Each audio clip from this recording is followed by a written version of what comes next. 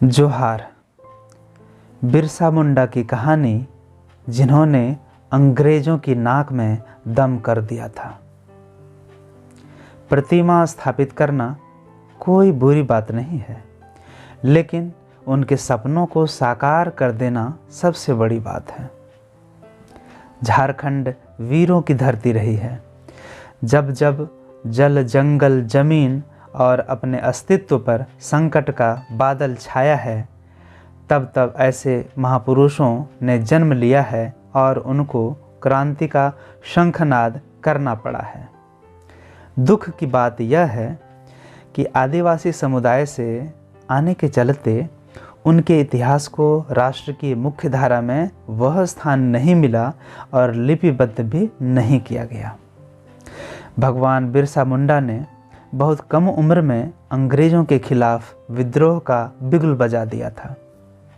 उन्होंने ये लड़ाई तब शुरू की थी जब वो 25 साल के भी नहीं हुए थे।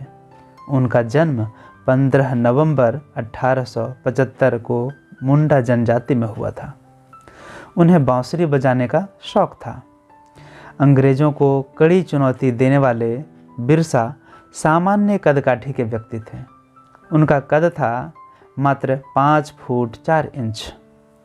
धरती आबा यानी धरती के पिता, देश के एक बड़े वर्ग ने इन्हें यही पहचान दी है।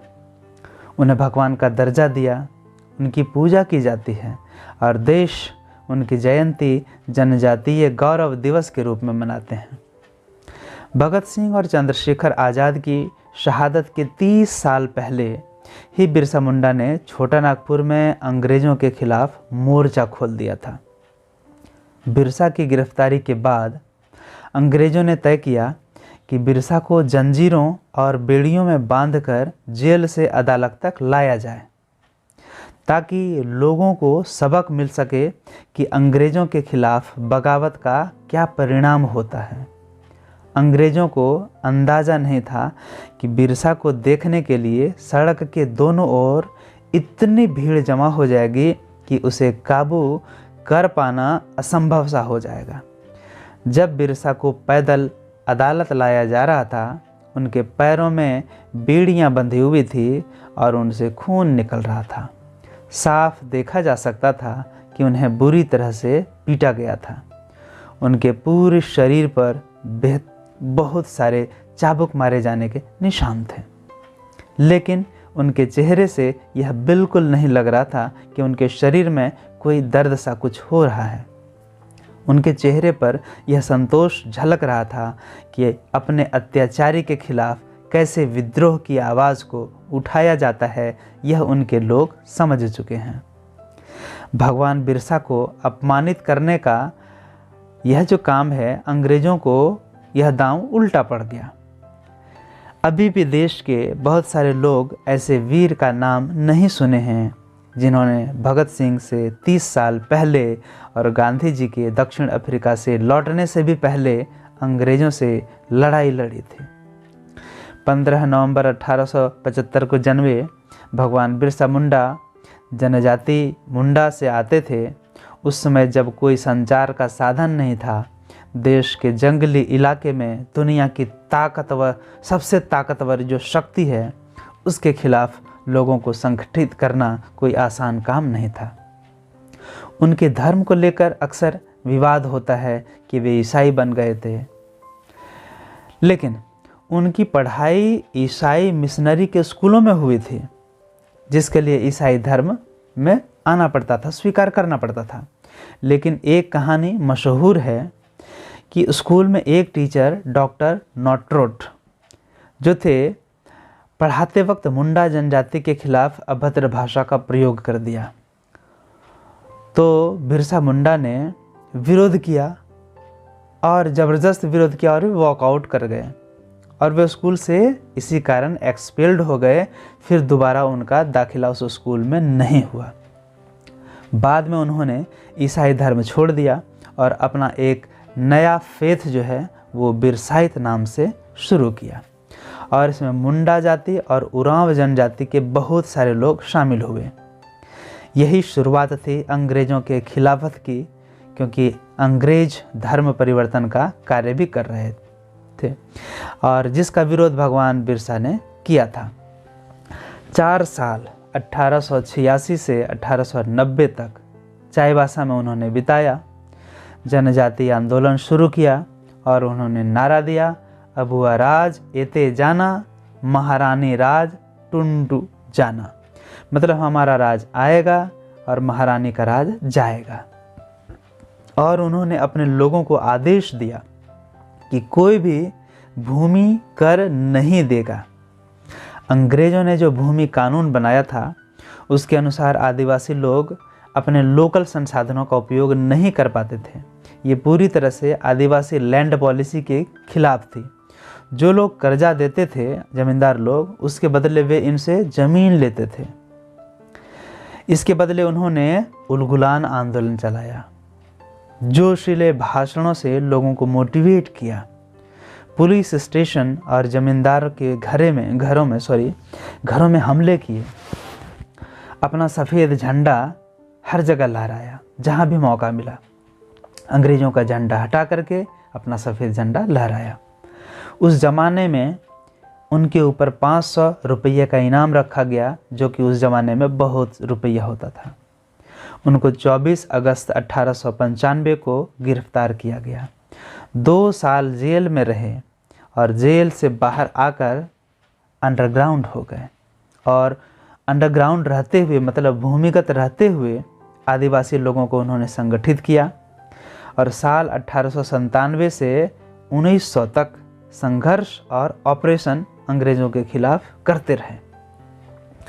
बिरसा भगवान से भी पहले बुद्धू भगत ने भी लोगों को इकट्ठा किया था और लोगों को मोटिवेट भी किया था। उन्होंने नारा दिया था, अबुआ दिसोम रे अबुआ राज। उनके साथ 50 जनजातीय लोग थे, तीर कमान के साथ। जहाँ भी कोई खबर आती थी कि कोई ज़मींदार अत्याचार कर रहा है या कोई पुलिस स्टेशन में जुल्म हो रहा है, तो ये लोग वहाँ हमला कर देते थे। एक कहानी है बुद्धू भगत जी और उनके साथियों के बारे में कि एक बार एक अभियान पर जाने से पहले उन लोगों ने सोचा कि शिव मंदिर में पूजा कर ली जाए। तो वो पूजा करने जो ही गए गेट के पास, तो देखा कि गेट जो है वो अंदर से बंद था। ये अनयूजुअल था।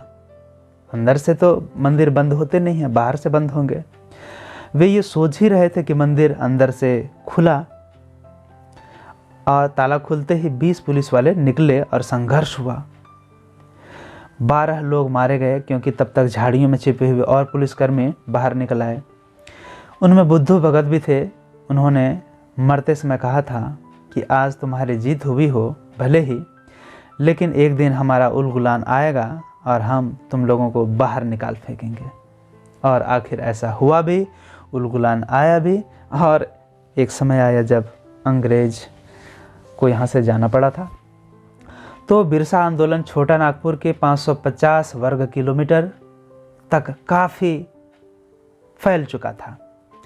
लगभग 90 जमींदारों के घरों को आग लगाया गया था।